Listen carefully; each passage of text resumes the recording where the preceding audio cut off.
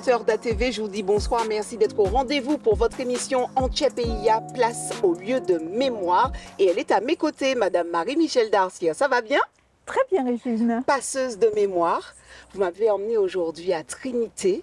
On est carrément à la Casa Vanille Oui. pour mettre en lumière nos épices, n'est-ce pas? De chez nous, mais pas que. Aujourd'hui, on va faire un coup de projecteur surtout sur la vanille, Madame Darcier. C'est ça? Oui, oui, la vanille. Et puis on va un petit peu parler du poivre. Un petit peu parler du poivre. Alors, deux épices, rien à voir, hein, du coup, entre douceur et peut-être... Rien à voir, mais en même temps, on va comprendre comment une petite gousse noire et un petit grain brun et bien rond ont joué un rôle très important dans la commercialisation et dans la découverte des autres pays et des autres continents. Alors, c'est si bien dit parce que tout part justement, Madame Darcier, d'une simple liane, n'est-ce pas, pour la vanille qui donne naissance. On parle à l'un des trésors les plus précieux au monde. Oui. Et pourquoi justement la vanille est aussi précieuse, Madame Darcier? On dit qu'elle est née d'une liane, effectivement, mais aussi d'un hasard. Quelle est cette histoire? Alors, d'abord, la vanille a été découverte par les Espagnols au Mexique. D'accord? Au Mexique, pourquoi? Parce que les Aztèques, par exemple, parfumaient leur chocolat. Alors évidemment, il n'y avait pas de sucre, hein, c'était du chocolat amer. Parfumaient leur chocolat avec de la vanille. De la vanille qu'ils trouvaient dans les sous-bois de leur forêt, parce que la vanille ne pousse que dans l'ombre, en fait. Et en plus, elle ne poussait qu'au Mexique. Pourquoi? Parce que, évidemment, les colons et tous ceux qui sont partis à la découverte des autres contrées, dont Vasco de Gama, etc., ont essayé de prendre de la vanille et de l'emmener telle qu'elle, les gousses de vanille, de les emmener telles quelles en Europe. Mais ça n'a pas marché. Pourquoi? Parce qu'à cette époque-là, donc on parle de 1600, à cette époque-là, la vanille ne poussait qu'au Mexique et ne pollinisait qu'au Mexique. Parce que la pollinisation se faisait par une abeille standard, et qui était unique au monde au Mexique. Donc, dans n'importe quel autre pays, ça aurait été impossible. D'accord, très bien. Et du coup, dans quelles conditions donc, cette vanille a pu traverser et arriver en Europe, du coup? C'était compliqué, vous l'avez dit. Ils ont essayé, ils ont amené de la vanille, ils ont même été des fois pillés par des corsaires, ils ont amené des gousses de vanille, ils ont essayé de la faire pousser en Europe, mais il s'avère que ça ne prenait pas. Mais quand même, ils ont amené des plants. Et puis, ils ont amené des plants, notamment à La Réunion, à l'île Bourbon, qui porte son nom parce que c'était à l'époque de la dynastie des Bourbons, du roi de France, depuis Louis XIII, à la dynastie des Bourbons, qui avait donc cette île qu'ils ont dénommée île Bourbon et qui est aujourd'hui l'île de La Réunion. Et là, dans cette île Bourbon, il y avait un planteur qui était quelqu'un d'assez riche, hein, je crois qu'il s'appelait Féréol Beaumont, et qui avait une plantation à Sainte-Suzanne, à La Réunion. Et il avait acheté un petit esclave qui s'appelait Edmond, qu'il avait initié à la botaniste et au jardinage. Donc, c'était son apprenti jardinier. Et donc, ils avaient planté deux ou trois plants de vanille. Et un jour, en se promenant dans le jardin avec lui, il constate que la vanille avait fleuri, en fait. Parce que la vanille est une orchidée. Donc, la vanille avait une orchidée qui se mange. Donc la vanille avait fleuri et il constate qu'il y a même une gousse qui pousse. Donc il était extrêmement étonné et il a dit mais c'est bizarre, qu'est-ce qui s'est passé? Et le petit esclave de 12 ans, il avait 12 ans, a expliqué, Edmond a expliqué qu'il était arrivé à féconder la vanille. Alors bien sûr, son maître ne l'a pas cru tout de suite et il lui a dit explique-moi comment tu as fait. Et il lui a montré comment il a fécondé la vanille à la main. Et effectivement, quelques mois après, il y a eu des gousses de vanille. Donc c'est comme ça qu'on a compris que Edmond avait fécondé la vanille et nous n'étions pas encore à l'abolition de l'esclavage. On devait être dans les années 1830 à peu près. Et à ce moment-là, ça a été quand même une grande révolution. Pourquoi? Parce que le maître l'a emmené sur d'autres plantations où il y avait d'autres plants de vanille, des vanilliers, et il a appris à tout le monde à féconder la vanille. Mais lorsque, en 1848, il y a eu l'abolition de l'esclavage, 1834, si je rappelle, 1833-34, c'était l'abolition de l'esclavage dans les îles anglaises, mais pour les îles françaises et pour les colonies françaises, c'était 1848. Donc en 1848, lorsqu'il a été libéré, on lui a donné un nom et il s'appelait Edmond Albus. Albus qui veut dire, eh ben voilà, qui veut dire en latin blanc, tu vois, comme par hasard. Ouais. Et donc, malheureusement, on ne lui a pas tellement, il n'a pas tellement été récompensé parce qu'il est mort pauvre. Alors qu'en fait, c'est grâce à lui qu'on a pu comprendre comment il fallait féconder les vanilles pour qu'elles puissent apporter des vanillons, etc. D'accord. Et du coup, cette vanille, justement, qu'est-ce qu'elle a apporté de plus pour qu'elle soit aussi précieuse, pour qu'elle soit aujourd'hui, en fait, qu'on l'appelle encore trésor, vraiment? Parce que la vanille est très difficile à cultiver. Okay. D'ailleurs, à la Martinique, il n'y a jamais eu de plantation industrielle de vanille. Hein. Ça a toujours été dans des petits jardins chez l'habitant, par des gens de bonne volonté. Ici, c'est déjà plus grand et je crois qu'il y a encore une autre plantation. Mais c'est toujours très convivial parce que la vanille ne peut pas pousser toute seule. Il faut toujours qu'elle ait un tuteur pour pousser et elle prend énormément de temps. Après, il y a la cura, après il faut sécher la vanille. Ça demande beaucoup de travail. Ouais. Et il y a plusieurs sortes de vanille également. D'accord. Par exemple, chez nous, qu'est-ce qu'on retrouve le plus souvent? Alors, il y a une vanille que l'on trouve beaucoup dans l'océan Indien, notamment à justement La Réunion, les Comores, par exemple. Et donc, cette vanille-là, qu'on le trouve dans l'océan Indien, elle a la dénomination, elle a eu un label, vanille Bourbon, en 1964. Okay, voilà. En 1964, tu vois. Et notre vanille à la Martinique, on la trouve beaucoup plus dans l'océan des Caraïbes, tu vois, autour de la Caraïbe. Et c'est une vanille qui est aussi venue par le biais des conquistadors, des colons, etc. Et c'est une grosse vanille que l'on a pu déjà voir, qui est très rare et très chère. D'ailleurs, c'est la plus chère. Elle s'appelle la pomoda. Tu vois? Voilà.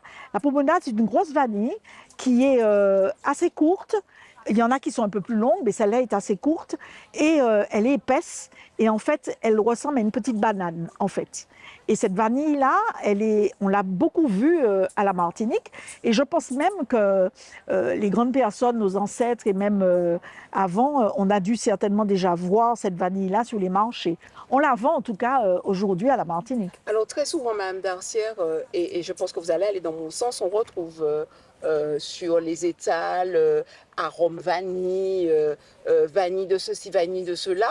Est-ce que du coup, on est en train de parler de la même vanille ou on est en train de parler des dérivés de vanille qui n'ont pas du tout encore, qui n'ont pas du tout le côté 100% qualitatif de la vanille dont vous nous parlez? Je ne suis pas chimiste, mais ce que je sais, c'est que par le biais de Français, en 1874, il est arrivé à extraire par un procédé une espèce de concentré de vanilline, qui a pu un peu remplacer la vanille, quoi. Et la vanille, si vous voulez, comme c'est un produit de luxe, on peut considérer que c'est un produit de luxe. D'ailleurs, la plus grande production de vanille se trouve à Madagascar, hein, plusieurs hectares de terre à Madagascar. C'est quand même très difficile à entretenir parce qu'il faut faire la pollinisation à la main. Hein? Tout est manuel. Donc... Tout est manuel, ça prend beaucoup de temps à pousser. Ensuite, il faut faire la pollinisation à la main, etc. On n'a pas encore trouvé de procédé qui soit un procédé artificiel, mécanique, etc. Donc, c'est pour ça que ça coûte cher. Et donc, ils ont inventé un espèce de procédé à partir de la vanille. Ils en ont extrait chimiquement de quoi faire de la vanille de synthèse ou de l'extrait de vanille, par exemple, qui peuvent remplacer, pour des gens qui ne peuvent pas se payer, des gousses de vanille, parce que la vanille est aujourd'hui un produit de luxe. Alors, en 2026, est-ce qu'on peut encore toujours parler de produits de luxe, Madame Darcière? Et quelle place occupe justement cette vanille chez nous en Martinique? Est-ce qu'on est conscient de sa valeur et de son histoire et du travail qu'il y a derrière? Je ne sais pas si on en est vraiment conscient, mais en tout cas, la vanille est de toutes les manières un produit de luxe qui n'est pas prêt à ne pas devenir un produit de luxe, il est indétrônable, qui n'est pas prêt à être vulgarisé, à cause justement de la main-d'œuvre qu'il demande, à Toujours, cause, donc, en fait, bien beaucoup. sûr, à cause du soin que la vanille demande. Hein. La vanille, on entretient la vanille comme si on entretenait un enfant, quoi. Il faut vraiment s'en occuper régulièrement, tous les jours, la polliniser à la main, parce qu'on n'a pas encore cette abeille, et cette fameuse abeille qui ne vit qu'au Mexique et qui est d'ailleurs en voie de disparition. Donc, on n'est pas encore arrivé à faire À la ça, faire à la muter. faire mécaniquement. Donc, elle demeure et reste un produit de luxe. Maintenant, la vanille rentre dans beaucoup de recettes à nous. Hein. Il suffit de faire infuser de la vanille, par exemple, dans du lait de coco, pour qu'on puisse en faire un flan ou un blanc manger coco. On la met aussi dans des glaces. D'ailleurs, j'ai plaisir à trouver des glaces avec Les gousses, oui, non, mais les petites avec graines. des petites graines de vanille, comme à l'époque on trouvait au glace Montier que l'on ne trouve plus C'est ça. à Fort-de-France. Montier, ça résonne, n'est-ce pas, chez vous, hein? Voilà, vraiment, on prenait vraiment le bon goût de la vanille. Maintenant, on ne trouve plus ça. Alors, j'invite certaines personnes à justement, ceux qui savent faire la cuisine, à utiliser le plus possible notre vanille produite chez nous.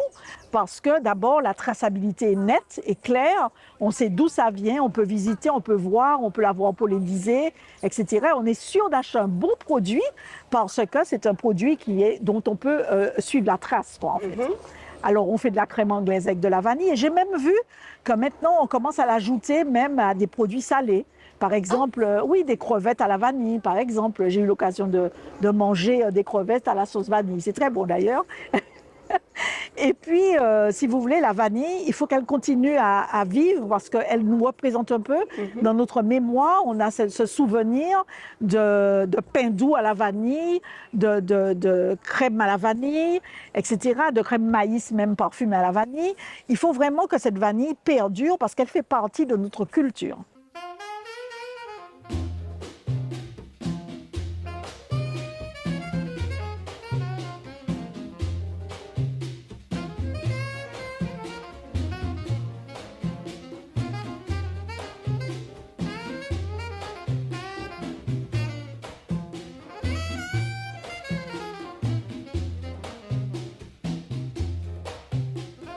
Alors, vous avez souhaité aussi, Madame Darcière, jumeler, combiner cette vanille avec un autre trésor qu'on appelle visiblement l'or des comptoirs. Bien sûr, on parle du poivre, téléspectateurs.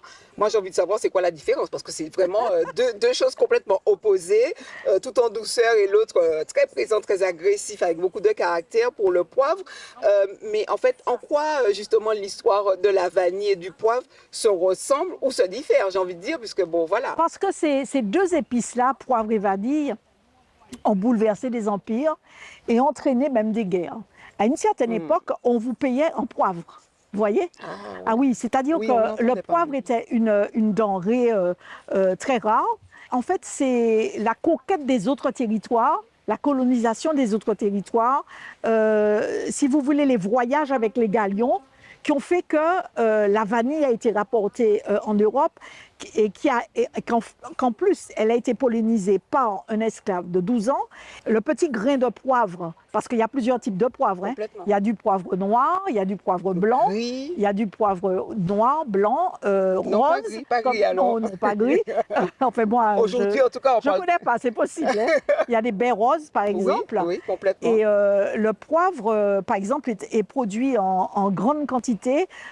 Autant la vanille, c'est Madagascar, autant le poivre, c'est le Vietnam, par D'accord, exemple, deux en très opposés. grande quantité. Voilà. Mais ces deux épices-là ont manqué une forme d'ouverture vers la colonisation. D'accord. Parce que c'était à la découverte sur la route des épices. Et puis, lorsque l'on rapportait ces épices-là, par exemple en Espagne, au Portugal ou en France, et même en Angleterre, c'était des produits de luxe qui se trouvaient sur des tables de roi, par exemple, et qui étaient distribués avec beaucoup de parcimonie. Alors, par exemple, Marie-Antoinette en a fait un parfum, par exemple, la marquise de Pompadour également.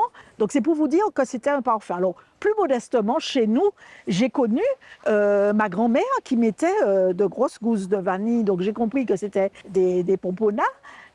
Elle mettait ça pour parfumer son linge, par exemple. Hein. Oui, elle le mettait dans du papier de soie. au fond des tiroirs et ça embaumait vraiment le linge. Donc nous, on a utilisé aussi le parfum de la vanille, hein. Et puis, évidemment, la vanille a été aussi mise dans ce qu'on appelle aujourd'hui le robes à ranger. Mais nous, on dit carrément, par exemple, les planteurs, choses comme ça. Et le poivre a toujours été utilisé avec notre mortier, hein. On pilait le poivre avec un pilon et tout. Et ça a toujours participé à notre cuisine, à notre gastronomie. Avant qu'on aille dans des restaurants européens où on mangeait des steaks au poivre, etc., nous avons toujours beaucoup assaisonné pas nos fruits, mais nos plats avec du poivre, parce que le poivre a aussi une caractéristique, c'est qu'il est antiseptique. D'ailleurs, aujourd'hui, on vous dit que si vous prenez du curcuma, il faut le mélanger au poivre. Oui, parce que l'association des deux entraîne une espèce d'immunité et vous permet également de bien vous désintoxiquer, etc. Donc le poivre a des facultés aussi digestives, par exemple. La vanille aussi. Et la vanille, on dit même que la vanille peut être associée aussi au chocolat parce qu'elle est aussi bonne en infusion pour les gens dépressifs, par exemple. Voilà. Et on dit toujours de ne jamais jeter sa gousse de vanille. On peut enlever les graines, les mélanger, mais la gousse de vanille, les garder, la mettre par exemple dans du rhum ou la mettre dans du sucre par exemple. Quand on parle de ces deux épices, on va dire, voilà, ces deux épices s'inscrivent dans une histoire qui est similaire. Donc en fait, on a trouvé les similitudes. C'est une histoire coloniale, oui, mais aussi commerciale du coup. Commerciale parce qu'elle a ouvert la route des épices, a ouvert la colonisation vers d'autres contrées, malheureusement, hein, puisque ça a été fait dans le sang avec tout ce qu'on sait comme commerce, un commerce transatlantique, etc. Mais il faut aussi savoir qu'à cette époque-là, la France, par exemple, était le pays le plus peuplé d'Europe et puis qu'il consommait énormément. Donc la France avait besoin d'argent. Et il y a eu des guerres d'épices entre l'Angleterre, le Portugal, entre Cadiz, etc. D'ailleurs, les premières vanilles sont parties de Veracruz pour arriver à Cadiz, avec justement des colons qui étaient allés chercher la vanille. Quand ils ont découvert la vanille avec les Aztèques, ils sont allés chercher la vanille et ont mené la vanille, par exemple, à Cadiz pour la faire découvrir. C'est d'abord là qu'elle est arrivée, en sortant de Veracruz. Est-ce que ça rehaussait aussi peut-être qui on était, socialement parlant, quand on avait ces épices en main? Oui, c'était des marqueurs sociaux. C'est-à-dire qu'à une certaine époque, vers le Moyen-Âge, on payait même avec du poivre. Mais quand vous aviez sur votre table, ça c'était les nobles, la cour du roi, etc., quand vous aviez sur votre table des épices qui venaient d'autres pays, quand vous aviez du poivre, ça voulait dire que vous aviez la possibilité d'acheter du poivre. Mais le poivre a eu un rôle aussi très important dont on parle très peu dans l'historiographie, toujours où on efface les femmes. Vous voulez que je vous raconte une anecdote? Ah oui, mais bien sûr, Madame Darcier. C'est tellement bien dit, mais on n'attend que ça. C'est ce qu'on aime, c'est ce qu'on veut. Alors, il y a une femme extraordinaire qui vit au Brésil, qui est de Recife, qui s'appelle Luciana Livar. Voilà. Et c'est une personne qui est féministe, dramaturgiste. Mais elle est aussi professeure à la faculté de Sao Paulo.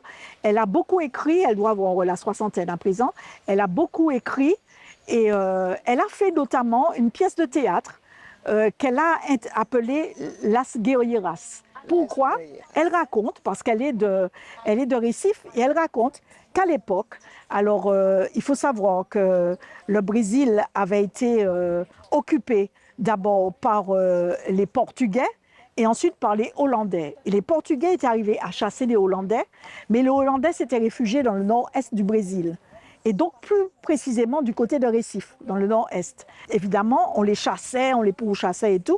Et à un moment donné, ils étaient tellement maîtres du nord-est du Brésil, et notamment de Recife, de la capitale Recife, qu'ils s'étaient permis d'imposer vraiment des charges très lourdes aux habitants, des impôts très lourds, etc. Et les Portugais ont décidé de les chasser. Mais ils avançaient. Donc les Portugais avaient barré leur route de façon à ce qu'ils soient affamés. pour arrêter. Ça, c'est une technique de guerre connue. Hein. Quand on regarde la télévision en ce moment notamment, on sait qu'affamer les peuples, ça permet de conquérir des contrées. Donc, les Portugais avaient barré et ils étaient tellement affamés qu'ils avaient envahi un village où ils pillaient et ils volaient le manioc et la nourriture des gens. Et finalement, tous les hommes sont partis pour prendre le maquis, pour rejoindre les Portugais et venir combattre les Hollandais. Et il ne restait que des femmes dans ce village-là. Le village était entouré d'une palissade en bois très haute pour empêcher justement aux Hollandais de rentrer. Qu'est-ce que les femmes ont fait? Elles ont mélangé du poivre. Ah, je voyais déjà un truc à venir. Elles ont mélangé du poivre pendant 2-3 jours avec une espèce de piment également, de l'eau. Et elles ont mis des trous. Elles ont pris la peine de faire des trous dans toutes les palissades. Et quand les Hollandais sont arrivés pour pouvoir écraser la palissade et conquérir le village et voler tout ce qu'elles avaient comme réserve, elles ont envoyé des jets d'eau poivrée et pimentée, et voilà, avec beaucoup de poivre en plus et pimentée. Et elles ont envoyé ça sur les Hollandais. Et les Hollandais ont été obligés de reculer. Il y a eu quand même 70 morts, hein, quand même, hein, sur une armée qui était conséquente. Il y avait 3000 personnes quand même. Hein.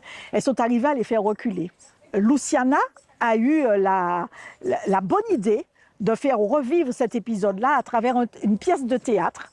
Parce qu'elle est, comme je vous dis, féministe dramaturge et elle a fait une pièce de théâtre pour faire revivre ces femmes qui avaient été oubliées de l'historiographie, comme d'habitude, on oublie beaucoup les femmes, justement de cette histoire du Brésil. Elle a laissé des traces, Madame Darcière, de cette petite recette.